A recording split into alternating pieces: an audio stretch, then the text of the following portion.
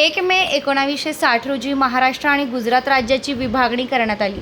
स्वतंत्र महाराष्ट्र राज्य उदयास आला. आज महाराष्ट्र राज्याच्या स्थापनेचा 65वा महाराष्ट्र दिन लासलगाव येथे मोठ्या उत्साहात साजरा करण्यात आला आहे. लासलगाव शिक्षण सहाय्यक मंडळ संचलित लोकनेते दत्ताजी पाटील विद्यालय, जिजामाता कन्या विद्यालय आणि जिजामाता प्राथमिक शाळेच्या वतीनं लासलगाव शहरातून मंगल कलश मिरवणूक काढण्यात आली.